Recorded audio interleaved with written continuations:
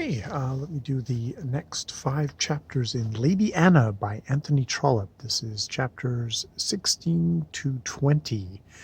I'm doing 5 chapters a day, just leisurely pace to take me through the month in a leisurely sort of way. So yeah, we have basically the fallout of Anna telling Frederick Lovell that no, she wouldn't marry him because she is engaged. Is engaged to Daniel Thwaite, the simple tailor.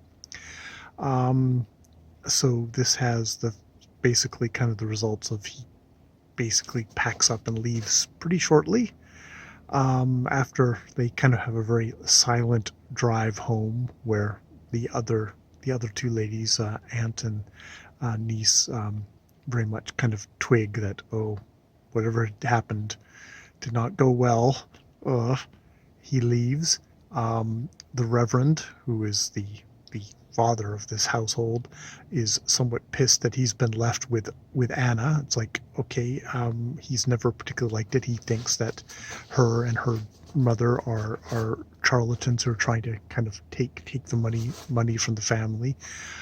He's only very reluctantly kind of held them there, and even while the rest of his family had been kind of won over by her, he still kind of held himself aloof, but that kind of just pushed him to the background versus making things awkward. But now things are very, very awkward. But yes, Lovell leaves. Lord Frederick Lovell leaves. He ends up going to get advice. And, basically the advice is you should basically try and woo her, try and fight her over.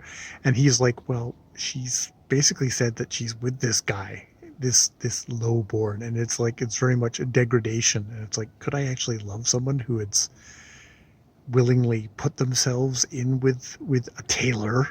In some ways it's not done in that kind of, it's seen as kind of a natural thing of like a highborn person would feel that way, and it would be considered degradation.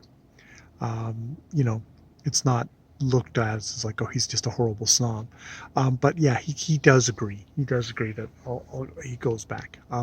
He does get a letter from the Reverend going like, we're very awkward here. What the hell's going on? Can we kick her out? I don't want to call her Lady Anna if it's indeed she's not Lady Anna. If you're going to continue pursuing getting her, tossing her off. He says, no, keep her there. But in the meantime, she's determined that she needs to go back home because she figures that it's going to get out, and she's better be the one who tells her mother. Now, the thing that happens is that it goes from the lawyer all the way through, and it ends up with her basically of like, is your daughter engaged to Daniel Thwaite? And she's like, no. She's like, even though she's really afraid it is, she says, no, it isn't. So that by the time she gets home, she's mother is in full flight, and they really have it out. I mean, the word slut is used by the mother, and that's, you don't, like, these novels are pretty tight-laced. What's considered swearing back then would be just considered just like, oh, darn it, damn, that sort of stuff would be like considered major swearing. So it's like, it's like, you inconsiderate slut, I think is what she says. I'll have to look that up. It's like, wow, that is brutal. And it's like, I am never gonna, like, if you persist in this, like, you should give me your word of honor you will never see him again. You will never marry that man. And you should give me your word of honor. And Anna is like really tempted because she wants to make her mother happy. This is killing her, but she loves Daniel and she won't give it up. And so her mother walks out of the room and she is left there alone on the bed.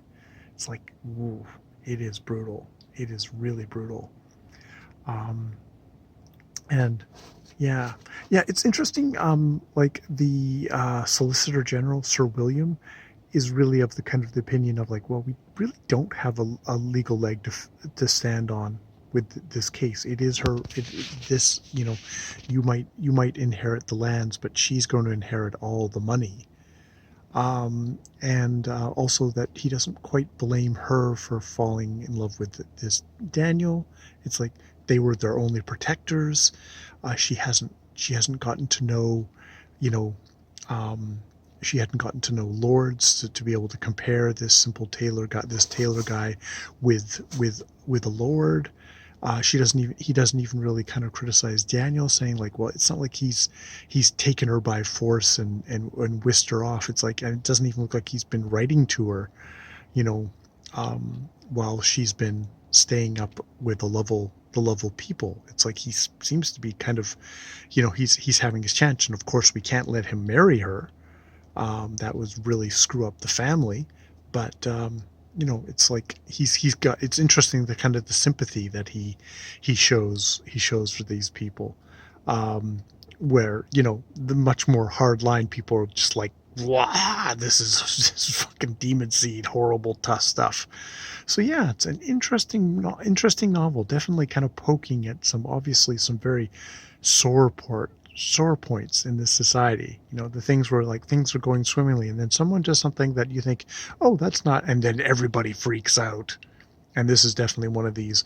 A higher-born lady considering marrying someone not of her own class is like, holy crap, we've just stepped on a minefield here. All right, more videos later.